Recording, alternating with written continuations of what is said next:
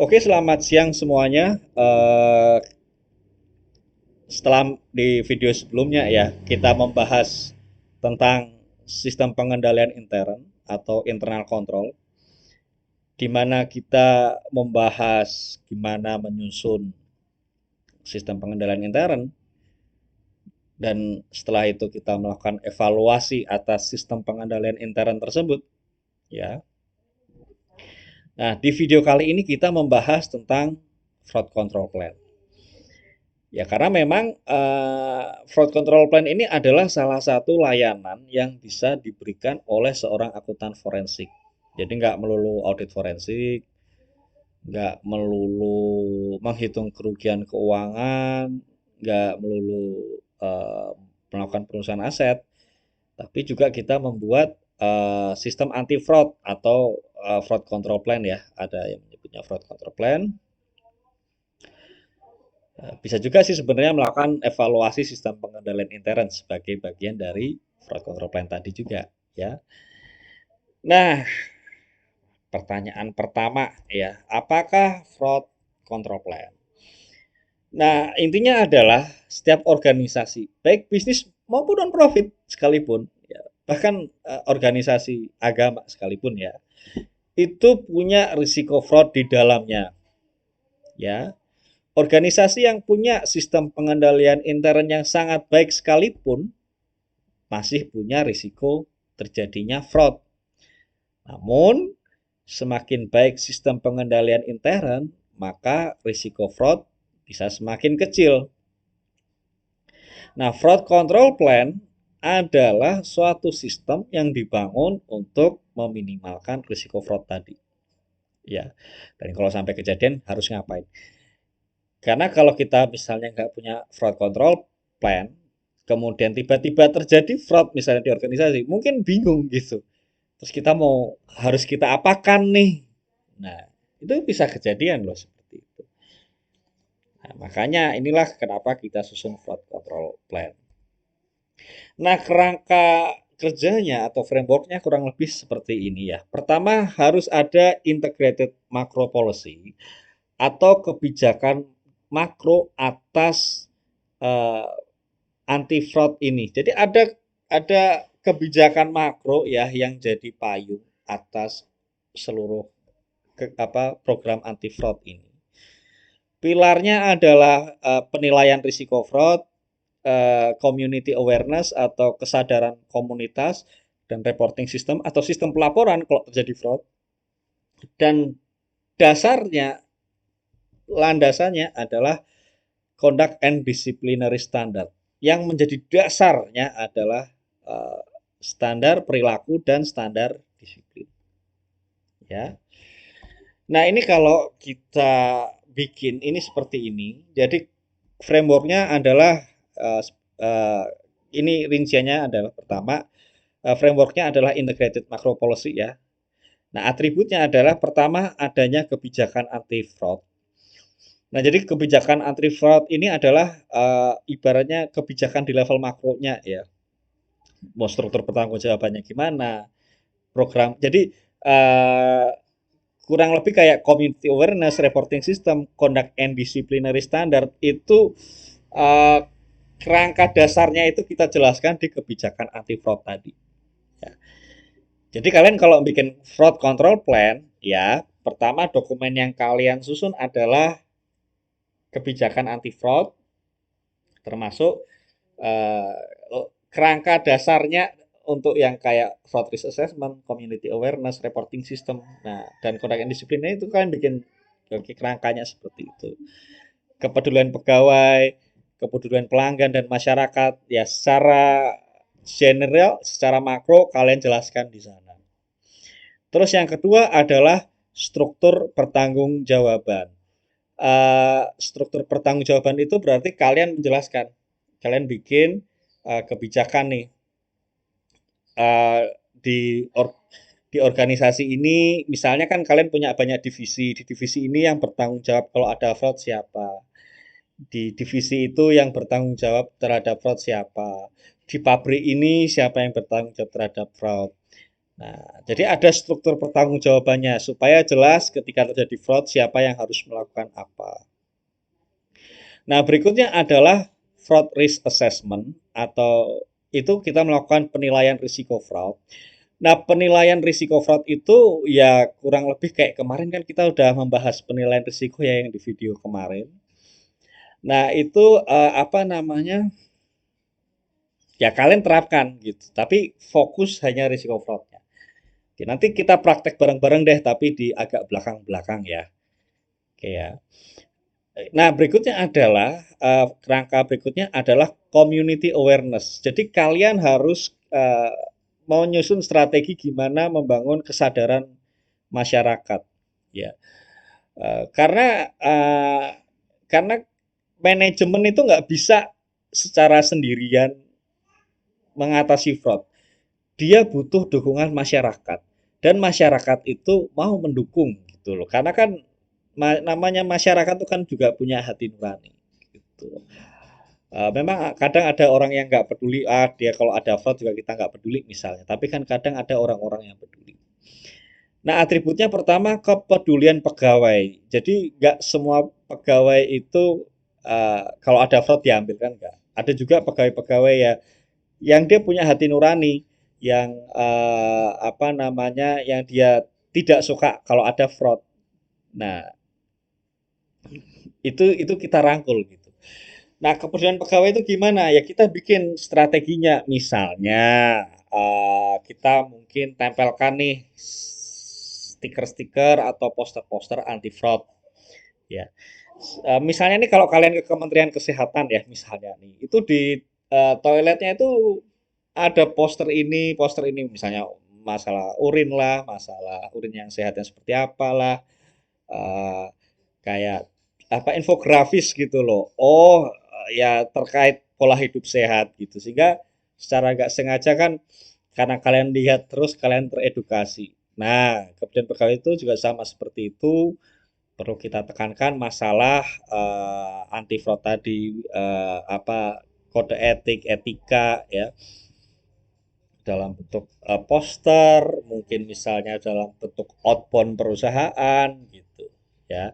Kalau pegawai negeri ya dalam bentuk misalnya ketika apel pagi gitu ya.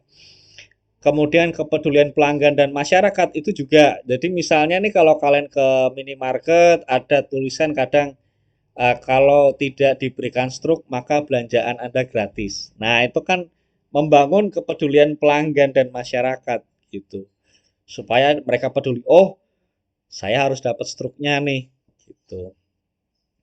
Termasuk juga misalnya di minimarket itu ada tulisan di sini parkir gratis.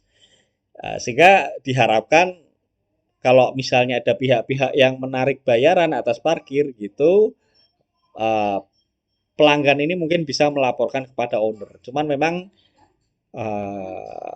kalau di Pangkal Pinang kan memang saya lihat kan minimarket nggak ada tukang parkir ya, jadi mungkin itu mungkin nggak relevan. Tapi di kota-kota besar biasanya ada tukang parkirnya dan ya ujung-ujungnya tetap aja sih bayar gitu. Nah, tapi intinya gitu kepedulian pelanggan. Termasuk misalnya misalnya nih kalau beberapa truk atau mobil box ada tempelan stiker kalau pengemudi kami membahayakan hubungi nomor sekian. Itu membangun kepedulian pelanggan dan masyarakat. Ya itu pentingnya. Mungkin di koran-koran kalau kalian masih baca koran dan kalau kalian masih menemukan ada yang jual koran gitu, itu kadang ada tulisan bahwa wartawan kami disertai dengan tanda pengenal lengkap dan tidak diperkenankan menerima meminta imbalan atau menerima imbalan dalam bentuk apapun.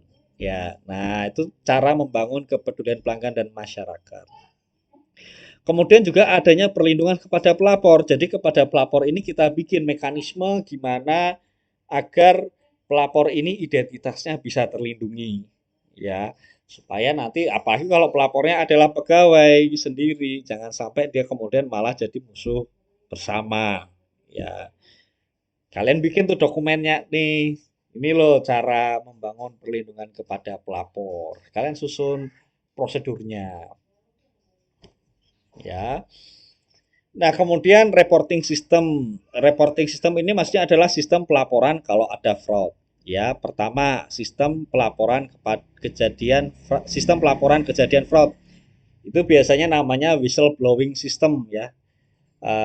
Jadi apa namanya peniup peluit ya. Jadi uh, untuk meniupkan peluit gitu. Misalnya peluit itu kan gunanya adalah misalnya orang sedang asik bertanding dengan adanya peluit, tiba-tiba perhatian sejenak berhenti mendengar peluit tadi, oh iya selesai pertandingan atau oh iya ada sesuatu nih kita harus berhenti ya.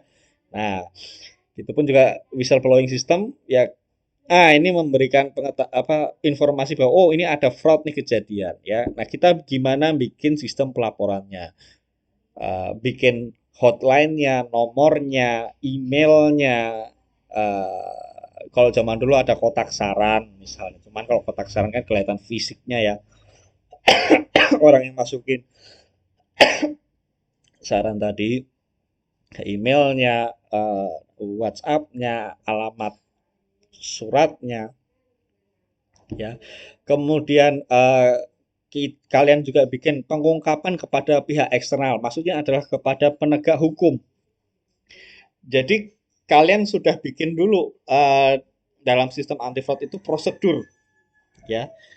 Prosedur gimana kalau terjadi fraud, gimana menghubungi penegak hukum, dokumen apa saja yang perlu disiapkan.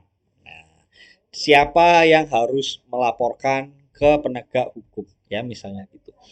Kemudian prosedur investigasi, kalau sampai terjadi fraud, siapa yang melakukan investigasi?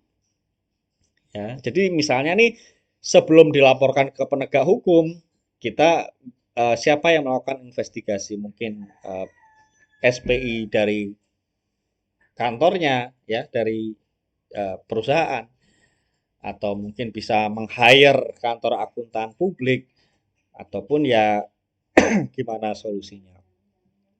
Kemudian conduct and disciplinary standard atau standar perilaku dan disiplin ya, atau ya standar perilaku dan disiplin. Nah, gimana kalian susun tuh standar perilaku dan disiplin? Ya, jadi sebenarnya intinya adalah kalian menyusun serangkaian dokumen standar-standar perilaku, prosedur, ya. Cuman ini diarahkan, ini loh yang prosedur yang ini yang kalian harus susun. Oh, prosedur untuk membangun kepedulian pelanggan. Oh, prosedur untuk cara-cara untuk membangun kepedulian pegawai, strateginya gimana, rencana aksinya gimana gitu. Ya, simpel ya. Nah, yang terakhir yang penilaian risiko fraud ini. Nah, kita praktek ya. Jadi misalnya nih apa namanya PT Bersih Abadi Bersahabat Sejati ya. Jadi ini kita mungkin cari yang agak mainstream aja ya. Karena kalau yang gampang-gampang mungkin nanti ujian aja. Kalau soal ujian saya kasih yang nggak mainstream kan mungkin malah nanti kalian repot sendiri ya. Kan masih belajar gitu. Kalau sudah sudah bekerja kan mungkin sudah paham, tapi kalau masih belajar kan kita kita yang simpel-simpel aja mudah tapi mengenakan gitu.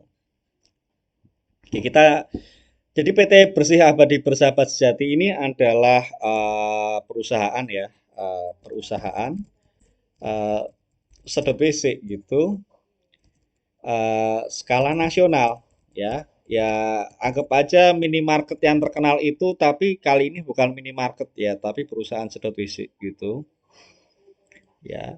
Nah, dia itu sudah TBK ya, jadi menawarkan sahamnya di pasar modal dengan kode BABS ya. Oke.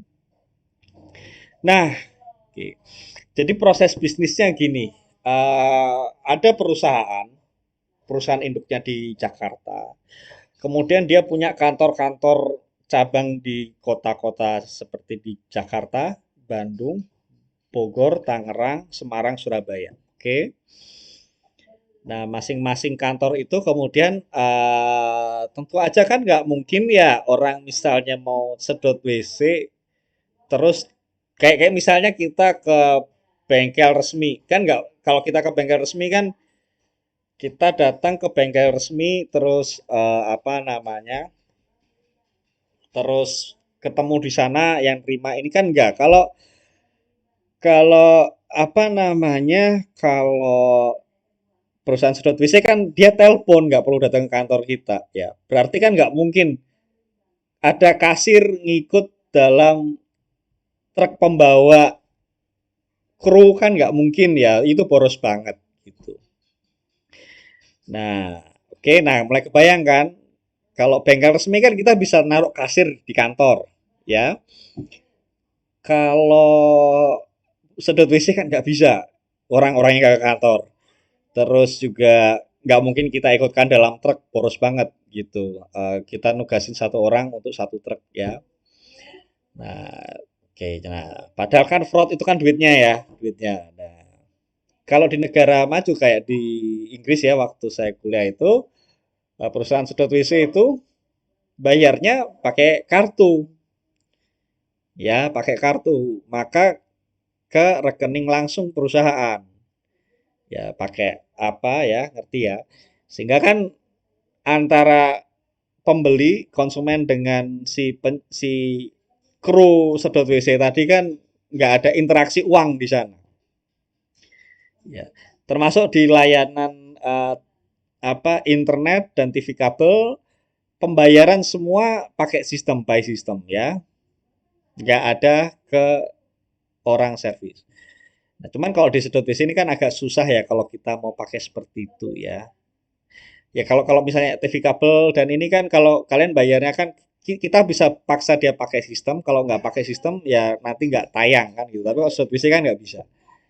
Nah, maka pernyataan risiko misalnya, risiko pertama, ada layanan yang tidak ada layanan yang dilakukan yang tidak tercatat dalam sistem.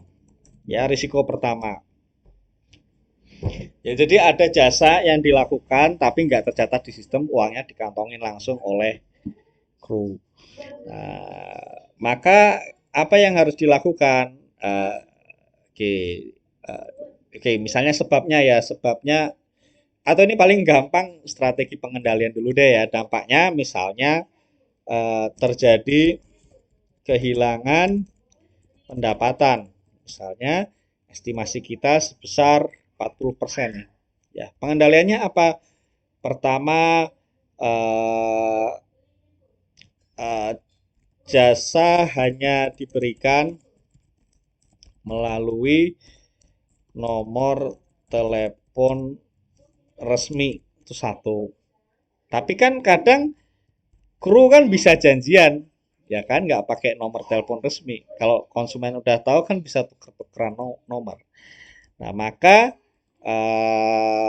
yang kedua, eh, truk sedot WC hanya boleh keluar kalau ada permintaan. Oke. Yang ketiga ya, memasang GPS pada truk. Ya, sehingga ketahuan nih kalau dia berhenti lama, tercatat tuh historinya. Oke. Sebabnya adalah karena kasir tidak apa, pembayaran pembayaran dilakukan secara langsung kepada kru ya. Terus misalnya yang keempat adalah mungkin eh, mungkin misalnya kita berikan potongan harga 10% untuk pembayaran menggunakan kartu debit atau uang dompet digital gitu ya. Oke. Oke, ini scoringnya kalian lakukan sendiri lah ya. Gitu ya. Oke. Nah, pertama ya, fraud pertama ada layanan yang dilakukan yang tidak tercatat dalam sistem. Garing ada yang mana ini artinya apa? Ada income yang tidak masuk dalam perusahaan gitu ya. Oke. Risiko fraud kedua apa? Risiko fraud kedua kan pakai truk dong. Ya, truk itu kan harus diservis, harus ganti spare part. Servis ganti spare partnya ngakunya sekian 5 juta ya. Tapi ternyata nggak dilakukan atau ternyata sebenarnya cuma 3 juta ya. Markup harga dan kuantitas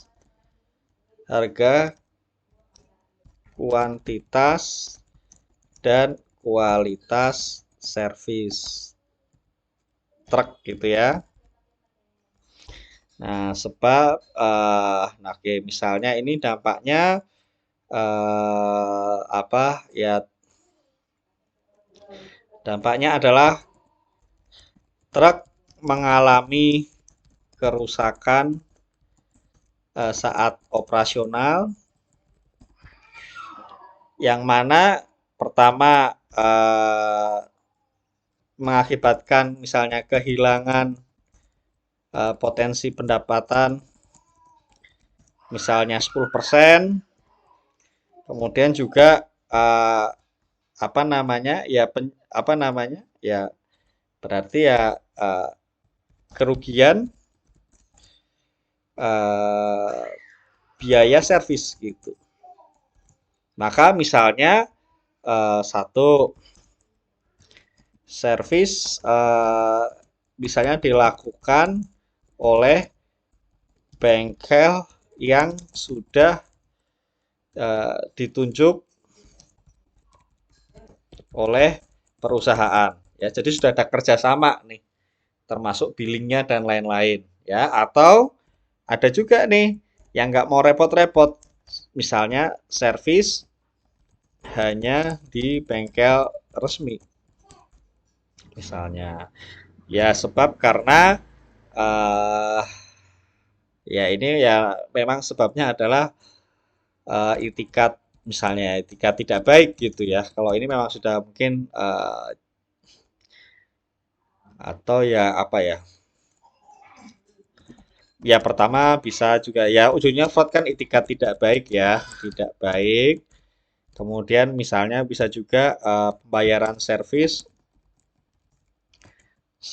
tidak dilakukan pengawasan yang memadai gitu ya. Oke, oke, servis udah,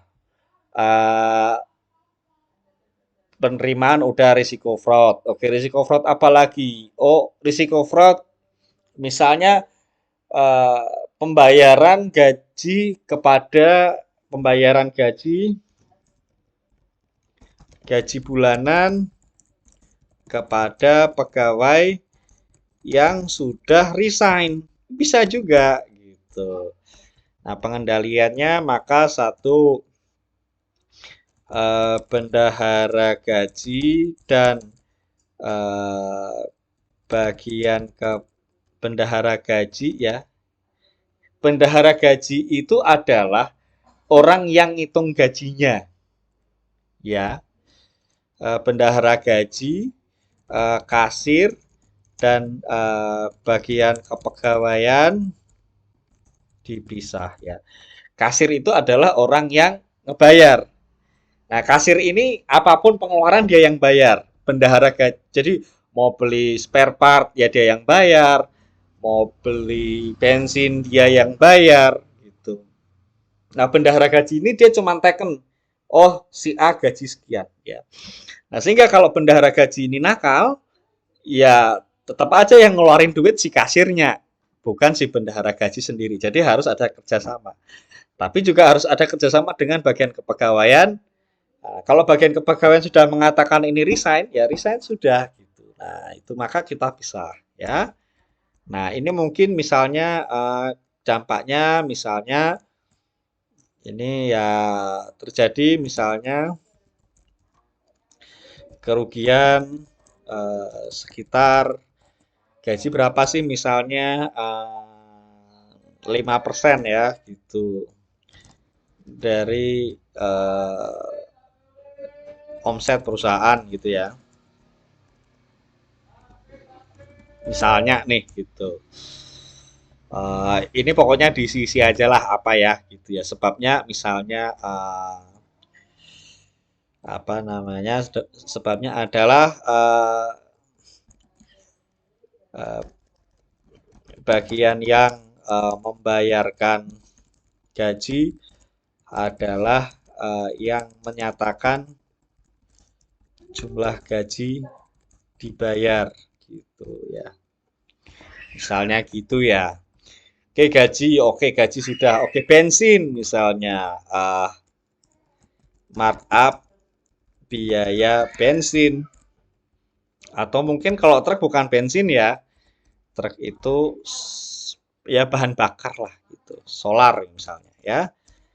Nah, risikonya adalah karena pembayaran bensin dilakukan secara langsung kepada kru ya. Nah, terjadi kerugian sekitar ya misalnya biaya bensin misalnya 10% dari omset perusahaan misalnya. Nah, caranya gimana? Misalnya sudah ada kerjasama SPBU gitu ya. Oh ya pertama sudah ada ya oke sudah ada ya ya misalnya nih pertama sebelum sebelum truk keluar dilakukan pengecekan meter uh, meter bahan bakar truk gitu ya. Jadi oke, jadi terbayang ya. Oh oke, ini meternya sekian gitu. Terus misalnya eh, apa namanya eh, meminta apa struk pengisian bahan bakar ya untuk pertanggungjawaban. Oke, misalnya kemudian tiga sudah ada kerjasama dengan jadi perusahaan bikin kerjasama dengan SPBU terutama yang punya bisa mengeluarkan struk ya. Oke, dan lain-lain. Ya, jadi kurang lebih seperti itu ya. Kurang lebihnya seperti itu penilaian apa risiko fraud. Ya. Oke, jadi kurang lebih kayak gitu. Gimana apa bagaimana melakukan apa memberikan layanan fraud control plan. Uh, apa mulai dari menyusun integrated macro policy, fraud risk assessment, membangun community awareness, reporting system, dan conduct and disciplinary standard. Jadi kurang lebih seperti itu pembahasan kita tentang fraud control plan. Oke, selamat melanjutkan aktivitas dan selamat siang.